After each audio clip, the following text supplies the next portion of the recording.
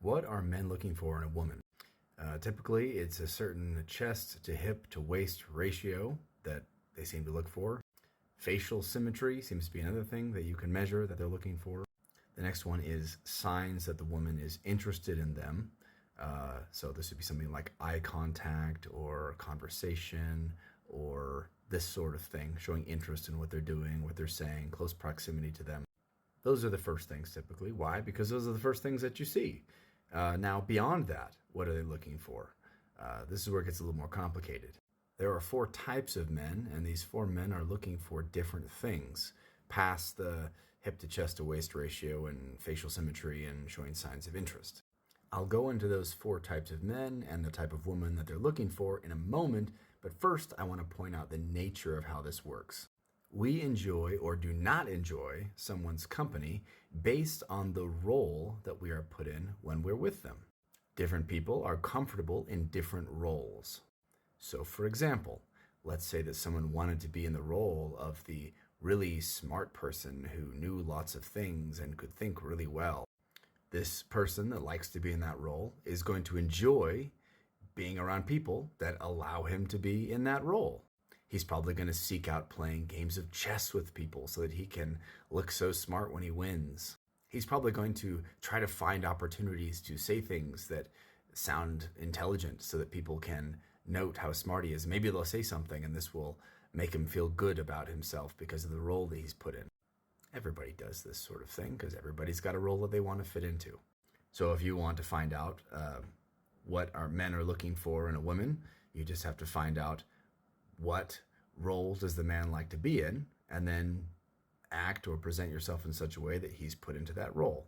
It's really simple. Most people want to be in the role where they are important and wanted and they have good qualities attributed to them and this sort of thing. But to really get the intricacies down, you need to know the individual. This is completely universal to men and women, by the way. So now let's go into those four types of men and what the different types are looking for.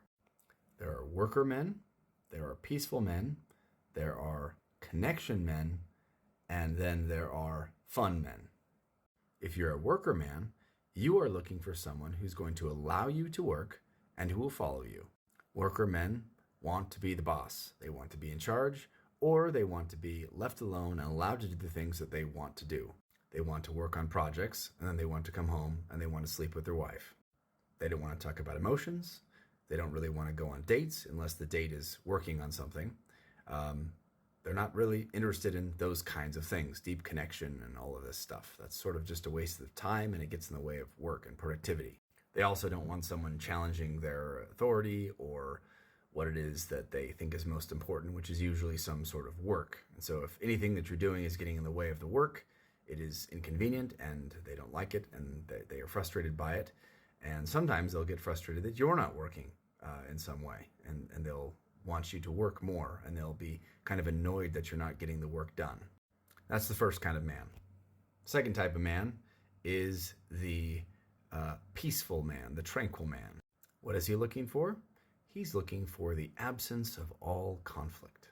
He wants a woman who is not going to argue with him, who's not going to get in fights with him, who is not going to try to get him to do things that he doesn't feel comfortable doing, that's going to allow him to be peaceful and relaxed and tranquil. So if she has some kind of really exciting, fun thing that she wants to do and it makes him feel uncomfortable, he probably won't want to go, especially if whatever the activity is causes him anxiety. If she has a bunch of emotional needs that she wants to talk about, he's probably going to try to avoid those and just say whatever he thinks that she wants to hear, which could be complete lies, just so that she is satisfied and kind of leaves it alone. He just wants peace, tranquility, the absence of conflict. And if a woman can provide that for him, he's happy. Man type number 3 is driven by connection. This man wants to have a very deep emotional connection with his wife. He wants to know everything about her, and he wants her to know everything about him. And he wants to ask her all kinds of deep questions and talk about things that they might disagree on and beleaguer maybe some subjects that are potential areas of conflict a lot and talk about it a lot. And he really, really wants her to see him as a good person and to be known as a good person. It's very important for him to be seen as a good person and known as a good person. And if she doesn't see him that way, then he feels horrible and terribly uncomfortable with her and can't stand being around her. And if she won't connect with him, or if she puts other things in front of the relationship before him, such as other people or work or, peace or something, I don't want to talk about that because it makes me uncomfortable, then he's going to feel like she doesn't care about his feelings, and he's going to feel like she doesn't love him. And so this is the third type of man, the connection driven man. The third type of man is the fun driven man, and this one's really simple. If it's fun, he wants to do it. If it's not fun, he doesn't want to do it.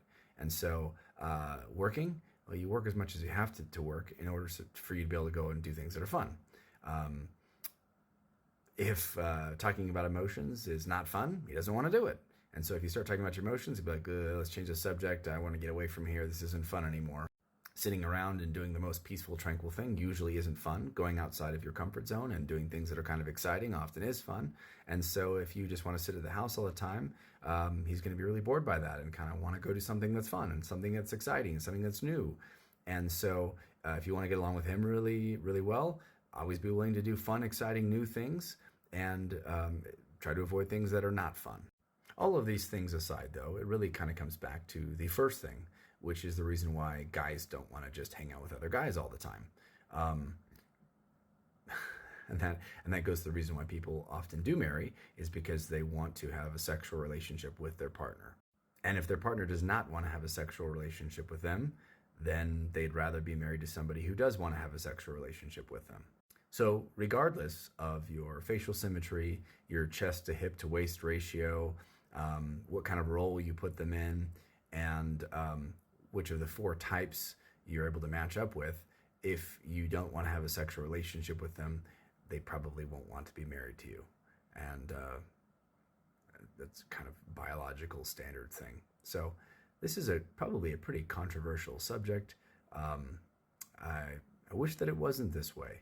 However, it is. So be interested to hear your thoughts, your comments on any of these things. And I look forward to hearing what you have to say.